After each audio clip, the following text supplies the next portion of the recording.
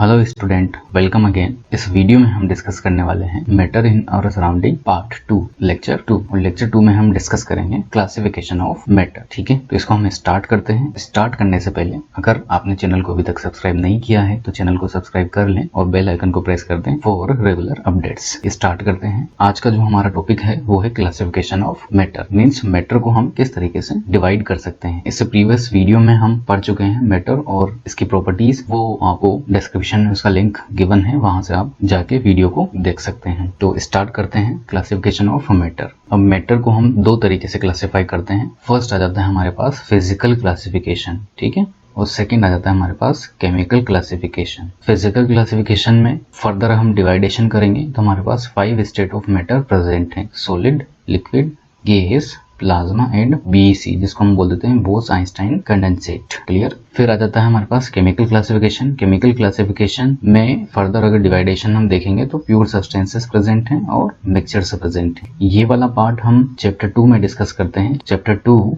Is matter around us pure. ठीक है, तो यहाँ इस चैप्टर में हम जो डिस्कस करेंगे, इस लेक्चर में हम जो डिस्कस कर रहे होंगे वो हम फिजिकल क्लासिफिकेशन डिस्कस कर रहे होंगे। ठीक है, फिजिकल क्लासिफिकेशन मतलब solid, liquid, gas, plasma and BEC. तो फिजिकल क्लासिफिकेशन ऑफ मैटर हम डिस्कस कर रहे हैं और फिजिकल क्लासिफिकेशन ऑफ मैटर में हमारे पास 5 स्टेट ऑफ मैटर प्रेजेंट हैं। कौन कौन सी है? Solid, liquid, gas, plasma and BEC. Solid, liquid और गैस को हम इस तरीके से डिस्कस करेंगे डिफरेंशिएट करते हुए, ताकि हम कंपेयर भी कर सकें और अच्छे से समझ भी सकें। तो स्टार्ट करते हैं। और ये कुछ प्रॉपर्टीज हैं, उन प्रॉपर्टीज के बेस पर हमने सॉलिड, लिक्विड और गैस को डिवाइड किया है, उनके बीच में डिफरेंशिएट किया है। तो सबसे पहले हम व्यू देख लेते हैं। जो सॉलिड है उसका व्यू इस तरीके का रहेगा। अगर कोई भी आप एग्जांपल लोगे, जैसे वुडन ब्लॉक है तो वो इस तरीके से आपको दिखेगा, उसमें पार्टिकल बहुत पास पास होंगे। लिक्विड इस तरीके से रहेगा, उसमें पार्टिकल थोड़े से दूर होंगे। और गैस इस तरीके से दिखेगा, उसमें पार्टिकल बहुत दूर दूर होंगे। ठीक है, तो ये हमारे पास क्या है?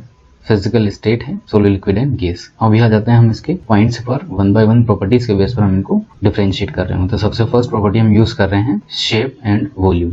तो सॉलिड की अगर बात करेंगे तो सॉलिड में जो शेप होगा वो फिक्स्ड रहेगा। कोई भी सॉलिड मैटर मेरे पास है तो उसका जो शेप रहेगा वो फिक्स्ड रहेगा और उसका वॉल्यूम डेफिनेट रहेगा, मतलब फिक्स रहेगा। ठीक है, जैसे वुडन ब्लॉक है तो उसका शेप फिक्स रहेगा और उसका वॉल्यूम भी डेफिनेट रहेगा। Next liquid. लिक्विड में शेप फिक्स नहीं होता है और उसका वॉल्यूम जो है वो फिक्स रहेगा। अब शेप फिक्स नहीं है तो शेप किस तरीके का रहेगा? तो इसका जस्ट हम एक एग्जांपल लेते हैं, जैसे वाटर। वाटर को अगर आप किसी बकेट में फिल करोगे तो वो उसी का शेप ले लेता है ना। जिस कंटेनर में हम वाटर को फिल करेंगे वो उसी का शेप ले लेगा।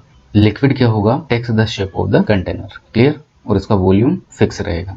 Next gas. गैस में ना तो शेप फिक्स रहेगा और ना ही वॉल्यूम फिक्स रहता है। ठीक है, जैसे एयर है, ना तो आप शेप फिक्स कर सकते हो ना ही उसका वॉल्यूम फिक्स कर सकते हो। नेक्स्ट प्रॉपर्टी जिसके बेस पे हम डिफरेंशिएट कर रहे हैं वो है इंटर पार्टिकल स्पेस। जैसे यहाँ पर आपको विजिबल है, यहाँ पर इंटर पार्टिकल स्पेस बहुत कम है, सबसे स्मॉलेस्ट होगा, सबसे लीस्ट होगा। यहाँ पर इंटर पार्टिकल स्पेस इंटरमीडिएट होगा। इंटरमीडिएट मतलब मोर देन सॉलिड और लेस देन गैस। तो यहाँ पर इंटर पार्टिकल स्पेस सॉलिड से ज्यादा होगा और यहाँ पर सबसे ज्यादा इंटर पार्टिकल स्पेस होगा गैस में। नेक्स्ट आ जाता है कंप्रेसिबिलिटी। कंप्रेसिबिलिटी का मतलब सिंपल है कि अगर हम एक्सटर्नल फोर्स अप्लाई कर रहे हैं और कोई भी मैटर अपनी शेप चेंज कर रहा है, ठीक है, तो ये उसकी जो प्रॉपर्टी है उसको हम क्या बोल रहे हैं? कंप्रेसिबिलिटी। ठीक है, तो सॉलिड जो होता है वो लगभग इनकम्प्रेसिबल होता है। आप इसको इनकम्प्रेसिबल बोल सकते हैं, मतलब ये अपनी शेप चेंज नहीं करेगा। और जो लिक्विड है वो ये भी सेम इनकम्प्रेसिबल होगा, मीन्स थोड़ा बहुत नेग्लिजिबल अमाउंट में ये कंप्रेस होगा, तो उसको हम बोल रहे हैं ऑलमोस्ट इनकम्प्रेसिबल। और गैस के बारे में बात करेंगे तो ये हाईली कंप्रेसिबल होती है। ठीक है,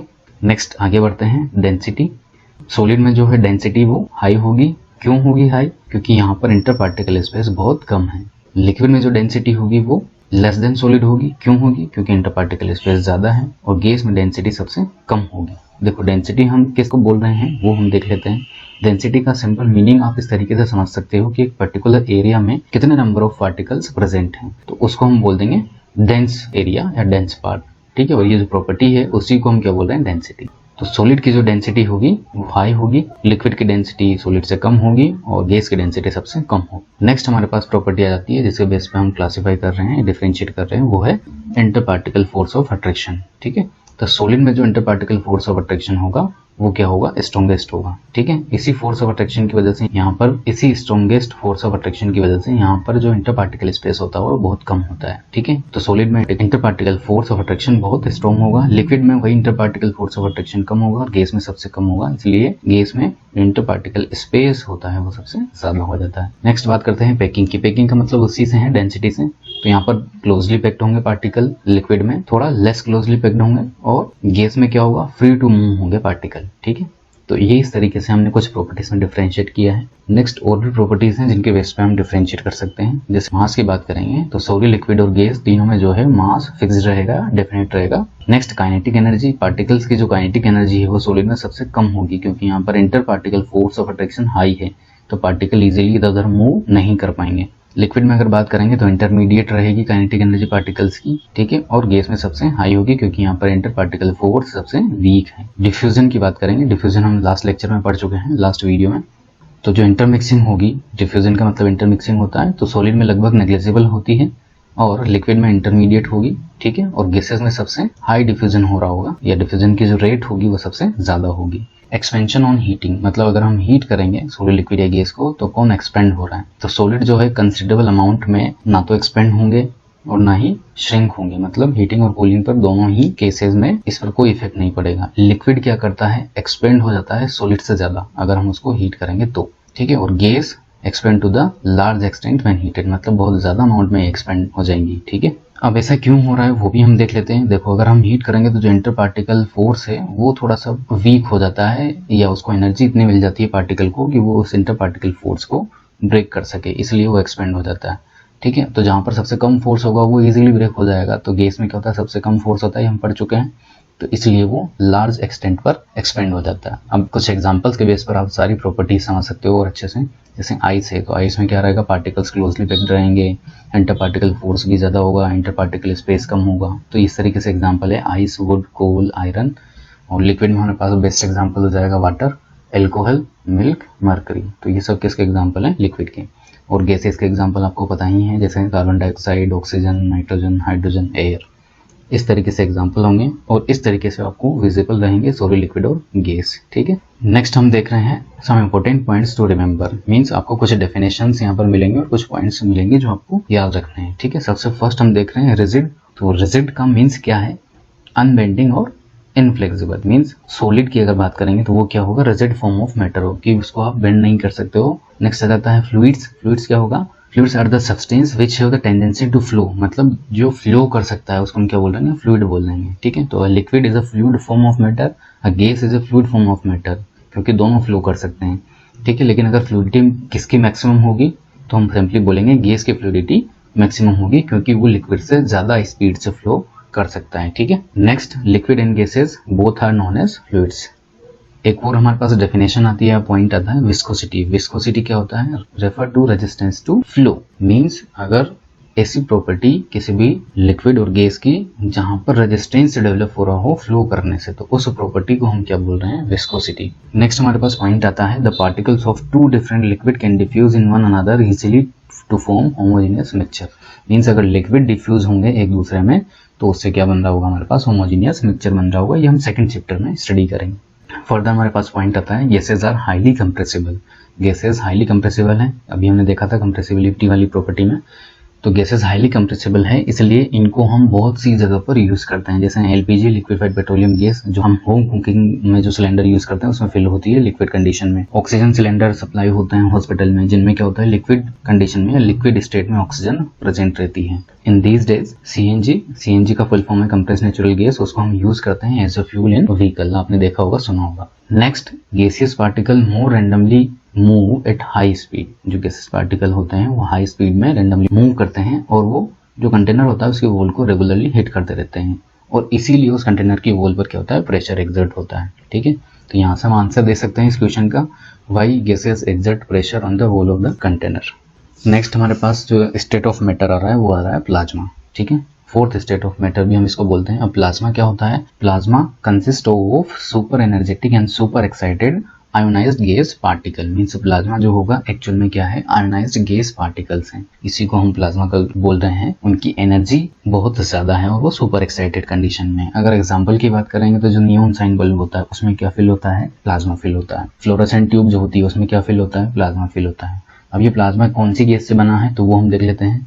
नियॉन साइन बल्ब जो है उसमें जो प्लाज्मा बना होता है वो नियॉन गैस से बना होता है और फ्लोरोसेंट ट्यूब में जो प्लाज्मा बना होता है वो हीलियम गैस से बना होता है। ठीक है।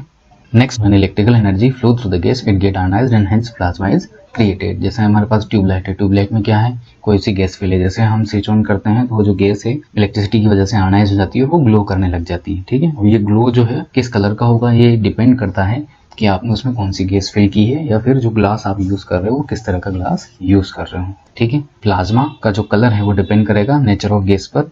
ठीक है। और सन और स्टार्स इसके बेस्ट एग्जांपल है जहाँ पर प्लाज्मा प्रेजेंट है, उसकी वजह से वो रेगुलरली ग्लो करते रहते हैं। नेक्स्ट हमारे पास आ रहा है BEC Bose Einstein condensate. BEC के बारे में कोई स्टोरी है वो मैं थोड़ा सा समराइज कर देता हूँ। देखो, इस स्टेट को जो डिस्कवर किया है वो बोस और आइंस्टाइन ने डिस्कवर नहीं किया है। ठीक है। लेकिन उनका कुछ इसमें कंट्रीब्यूशन है। वो कंट्रीब्यूशन क्या है वो हम देख लेते हैं। एक्चुअल में एस.एन. बोस ने एक थ्योरेटिकल स्टडी की एक स्टेट ऑफ मैटर के बारे में, और वही स्टडी का जो भी थ्योरी वर्क था वो उन्होंने अल्बर्ट आइंस्टाइन को सेंड किया चेक करने के लिए कि इट इज पॉसिबल और नॉट। तो उन्होंने उसको प्रूव कर दिया कि ये पॉसिबल है। अब इससे रिलेटेड एक आर्टिकल पब्लिश हुआ, लेकिन उस टाइम पर इसके बारे में कोई नहीं जानता था तो किसी ने ध्यान नहीं दिया। आफ्टर सम डेकेड्स जो थ्योरी उन्होंने पब्लिश की थी या जो पेपर में आर्टिकल उन्होंने पब्लिश किया था उसी के अकॉर्डिंग एक स्टेट ऑफ मैटर की डिस्कवरी हुई। 3 अलग अलग साइंटिस्ट थे जिसके लिए बाद में उन्हें नोबेल प्राइज भी मिला। तो Albert Einstein and SN. Bose के नेम को क्रेडिट देने के लिए इस स्टेट ऑफ मैटर का नेम क्या रखा गया, बोस आइंस्टाइन कंडेंसेट। ठीक है। क्या है ये वो हम देख लेते हैं। The BEC is found by cooling a gas of extremely low density about 100,000 the density of the normal air to super low temperature.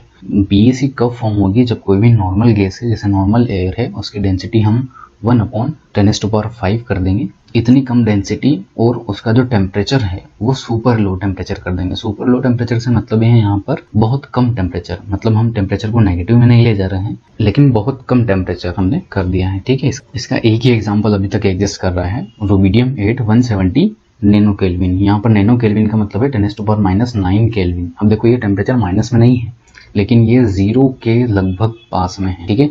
तो इतना कम आपको टेम्परेचर करना है तब ये स्टेट पॉसिबल है। ठीक है। तो इसका एक ही एग्जांपल अभी तक प्रेजेंट है और ऑब्वियस है कि ये स्टेट जो है मतलब आप इसको स्टेबल नहीं रख सकते, इसलिए एग्जांपल अभी तक नहीं मिले हैं। ठीक है। तो ये हम डिस्कस कर चुके हैं physical classification of matter, solid, liquid and gas, plasma and BEC. तो ये वीडियो या ये लेक्चर यहीं पर कंप्लीट होता है। इससे रिलेटेड अगर आपके कोई डाउट्स हैं तो आप कमेंट बॉक्स में लिखकर सेंड कर सकते हैं।